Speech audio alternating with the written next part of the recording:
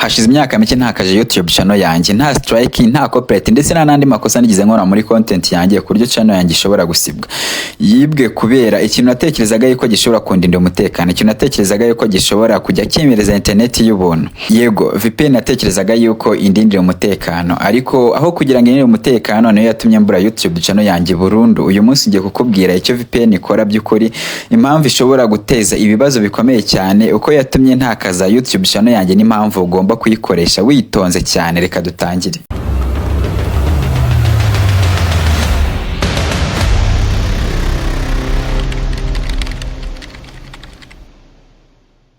Abantu benshi batekereza ko VPN iguhindura invisible cyangwa se ikaguhindura umuntu utagaragara. Oya, VPN ni kuvanaho abantu benshi batekereza yuko VPN ikugira invisible cyangwa se ikakugira umuntu utagaragara. Oya, ntago ari uko nguko bimeze. Ntago internet ijya yereka, ntago ihisha ahantu uri cyangwa se ikakugira umuntu utagaragara kuri internet, ahubwo iragufata igahindura ahantu wari uherereye. Tuvuge nimba wowe uri mu Rwanda bakwerekana yuko uri muri Amerika cyangwa se bakerekana yuko uri mu Uganda, urumva bagenda hindura location. No kuvuga ngo aba ari wowe internet provider ndetse na website, ariko none iyo bigeze kuri VPN usanga ari wowe VPN company ndetse na website. No kuvuga ngo none uri gukoresha VPN aho kugira ngo wizere abangaba badohereza internet ari bo twita internet provider, wowe uba wamaze kwizera iyo company yatanze cyangwa se ya providing iyo VPN. Abari kuvuga ngo ni wowe VPN ndetse na website, ntabwo wahisha amakuru yawe ahubwo wahinduye uwo wizera. Ese uzi neza company iyo VPN ikoresha? Ese uzi aho server zabo ziri? Ese wizeye umutekano w'abazigenzura? Abenshi ntibajya bibaza icyo kintu iyo bagiye gutangira gukoresha VPN. Niyo mpamvu bamwe bagenda babura account zabo, ari zaba za YouTube, Instagram ndetse na Facebook. Natangiye YouTube channel yanjye ya mbere mfite intego yo kwizamura cyane ikagera kuresha, ndetse ngatangira no kwinjizamo amafaranga. Nakoraga content buri gihe, aba subscribers bariyongeraga. Igihe natangiye gukoresha VPN rero natangiye kuyikoresha kugira ngo ndebe yuko na monetize yajya yihuta, ndebe yuko najya mbonamo ama ads. Murabizi ko mu Rwanda n'ama ads tugira, ndetse nshaka kugira ngo nzajye nishyurwa amafaranga menshi cyane, kubera ko abantu benshi bagiye bakoresha VPN hari igihe binjizamo amafaranga menshi cyane. Ibyo ngibyo byo nibyo birashoboka rimwe na rimwe. Ndetse nari ndi kugira ngo video zanjye zajye zigera kure cyane, ariko ntago byakunze. Mu ntangiriro nyine byagiye bigenda bishoboka gake gake, ariko none hashize igihe kitari gito Google yatangiye kunsaba verification inshuro nyinshi cyane. Bakajya bambwira ngo verifying account yawe, email nkajya mbona bambwira ko hari abandi bantu bamaze gukora login, ariko ngiye nkabifata nkaho nta birenze, nkavuga ati n'ubundi nta muntu uzi password yanjye, nta muntu uzi email yanjye. Rero ibi ni ibintu bisanzwe bibaho. Notification nkajya nzibona nyinshi cyane bagenda bambwira yuko account yanjye ishobora kuba iri kwinjirirwa, ariko ngiyewe narabyirengagije, numva yuko nta muntu ushobora kunyinjira, ko n'ubundi nta muntu n'umwe uzi password yanjye, nta muntu uzi email yanjye. Ariko umunsi umwe ninjiye muri account yanjye nsanga bayifunze. Systeme nimba tugiye gukora login, murabizi ko babimeze, nakoze login biranga. Ukuvuga ngo rero uko VPN ubundi bigiye ikora, uyu munsi bakwereka ko uri mu Rwanda, ejo bakwereka ko uri muri Germany, ejo bakwereka uri muri USA, ejo bakwereka yuko uri muri Asia. Uruhande rumwe Google ihita itekereza yuko hari umuntu urimo kuguhakinga, itekereje ko hari umuntu uri kuguhakinga, ihita ifunga account yawe. Kuko nimba umuntu yaguhakinze bigashoboka, bivuze yuko na Google ubwayo nayo ashobora kuba yayinjira akaba yayihakinga. Niyo mpamvu inshuro nyinshi account yawe bakireka yuko bakese yuko hari umuntu uri kuyihakinga bahita bayifunga. Ariko ngewe noneho channel yanjye nahise nyibura kubera ko bari bamaze kuyinjiramo byamaze kurangira. Urumva batekereje yuko ari ngewe ushobora kuba uri gushaka guhakinga uwo muntu, kandi uwo muntu ari umaze kumpakinga, ubwo channel bayamugezeho. Ubwo rero niyo nkuru yuko nabuze channel yanjye. Rero reka nkubwire noneho impamvu VPN ituma system zimwe na zimwe zibeshya. Ari system ya Google ariyo ifite YouTube, ari system ya PayPal ariyo bantu bakoresha bari kwishyura cyangwa se bakira amafaranga, ari na system ya Facebook ndetse na Instagram. Izi system hari igihe zibeshya bitewe na VPN. Ibaze ko noneho bantu bamwe bakoresha AI kugira ngo bagenzure ibintu biri kugenda biba muri system zabo, aho winjirira, device ukoresha ndetse n'uburyo winjiramo. Iyo buri munsi uhindura igihugu, system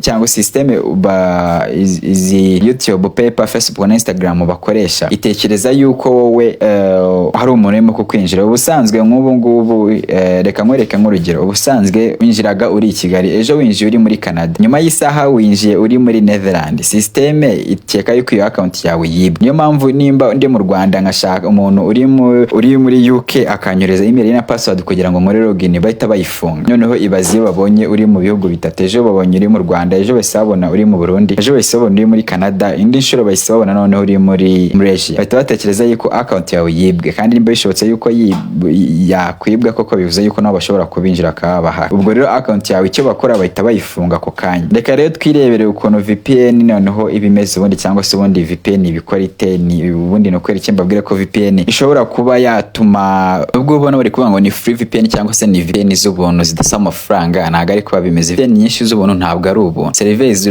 murabizi neza yuko ziba zihenze, maintenance yazo ibiri hejuru cyane, ndetse baba bakeneye n'amafaranga yo guhostinga. Nimba bahostinga ni ibintu byinshi bakeneye kugira ngo bakoreshe ayo mafaranga. Namwe mujye mumanza mwibaza ati ese aba bantu bakorera amafaranga kugira ngo dore izi VPN z'ubuntu bo ni he bakorera amafaranga? Nibyo ngiye kubabwira noneho systeme ya VPN ubundi ukuntu ibimeze. Ni ukuvuga ngo aba bakoresha VPN bakoresha amakuru yawe, bafite ukuntu bashobora kugurisha amakuru yawe mu buhe buryo. Bamwe bakusanya amakuru yawe, ni ukuvuga ngo cyangwa se browsing history, ibintu byose waragiye ushaka kuri internet, ibintu byo wagiye ukora kuri internet barabibika mu ma application, bakoresha mu application yabo akabikwa muri server zabo. Bagurisha amakuru amwe namwe cyangwa se data zimwe na zimwe bagiye bakura mu ma device yanyu, ndetse bashyiramo ama ads. N'ikindi bakurikirana ibikorwa byawe byose wagiye ukora kuri internet. Batekerezaga ko wihishe, ariko amakuru yawe arimo aragurishwa abantu bo utazi, abantu utazi ngo nabahe, utazi ngo bakora iki, utazi n'impamvu bari kuyagurisha. Niyo mpamvu abantu benshi bakosobanukiye ibi bintu batajya bakoresha VPN. Ikindi kintu VPN ikora kuri channel yawe ugasanga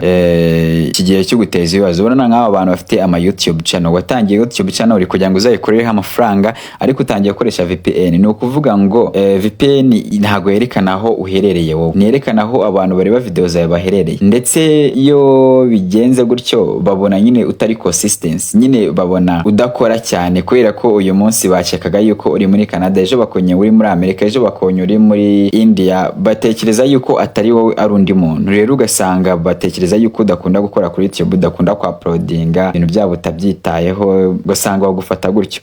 Ikindi iyo buri gihe urihindura location, algorithm ya YouTube ntago imenya abantu igomba guhereza video zawe, ntimenya ngo uhereye mu Rwanda rero video koze niza abantu b'abanyarwanda, ntimenya ngo video uri gukora ziri mu Cyongereza barazihereza abantu muri Canada, usanga batamenya abantu bazihereza. Ariyo mpamvu nyine gukoresha VPN abatari ibintu byiza. Tuvuge usanga n'ama ads bashyira mu ma video yawe adahura, recommendation iragabanuka kubera ko ntago bashobora kuvuga ngo umuntu ari mu Rwanda wokoze content yohereza abanyarwanda, bafashe content yabahereje abantu muri Uganda, ntago bishoboka. Rero usanga uri guconfusinga cyangwa se gutuma algorithm igenda yicangura, bacanga bakabura umuntu bahereza video zawe. Si VPN zose zifite umutekano cyangwa se VPN zose zifite umutekano, kuko abaho fake VPN cyangwa se VPN apps zitari izanyazo ziba zarakoreye kugira ngo zitwara amakuru yanyu nko nababwiye hejuru, ndetse ugasanga zimwe na zimwe zifite encryption. Ni ukuvuga ngo ntago zifite umutekano uhagije kuryo zishobora kuba zarinda amakuru yawe. Hari abantu usanga kenshi badownloadinga VPN kubera ko babonye ko ari abantu bari kuzamaza, niba banze kwirirwa bareba ngo bamenye ibyari byo. Ibi rero nimba downloadinze VPN ubundi utabanje kumenya amakuru yayo, usanga ari gukora password, ugasanga ari email yawe, ugasanga ari amakuru y'ingenzi twaye, niba ari mu bushakashatsi bari gukora ugasanga amakuru ibyo bintu wakoze irabitwaye bishyize hanze, n'ibindi bintu byinshi. Reka noneho nkubwire platform nyinshi cyane zitemera gukoresha VPN, ndetse kuri izo platform iyo ukoresha VPN, iyo bagufashe account yawe irafungwa, payment zirahagarara, monetize irahagarikwa kuri zimwe na zimwe. Ni ukuvuga ngo nka PayPal, murabizi ko PayPal ikoresha ugiye kwishyura cyangwa se ugiye kwakira amafaranga, hari igihe usanga bahise bayifunga, ugasanga channel yawe barayifunze, Instagram account yawe barayifunze, rimwe na rimwe niba ufite monetize kuri YouTube channel yawe bakayihagarika bitewe nuko akoresheje VPN.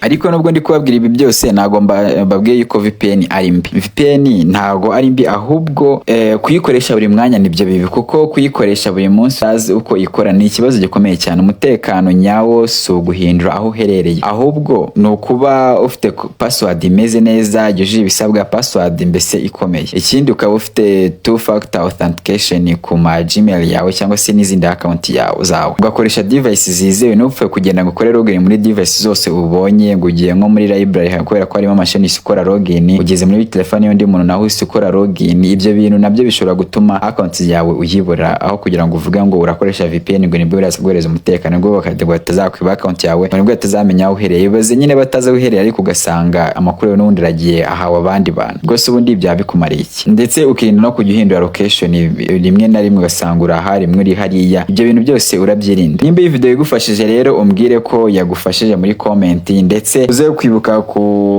gusharinga iyi video ihereze n'abagenzi bawe kugira ngo nawe bamenye ubasangize ubumenyi tuba twagiye tubashyiriraho cyangwa se twagiye tuvugaho. Wibuke no gusharinga iyi video, ushyireho like no muri comment umbwire ko ibintu byose bimeze. Niba ari video ushaka ko nzagukoreraho wandike muri comment nzabigukoreraho. Niba hari ikintu wize uyu munsi wibuke no gukanda kuri subscribe. Iyi channel igamije kujya igenda bahereza ibintu byinshi bigiye bitandukanye ndetse bizabagira ubuzima. Mwadufollowinga rero kuri Instagram yacu ni TJP Media, kuri TikTok TJP Media, ndetse mwasura na website yacu rero tjpmedia.net. naho ubutaha muri video rero mukomeze kugira ibihe byiza.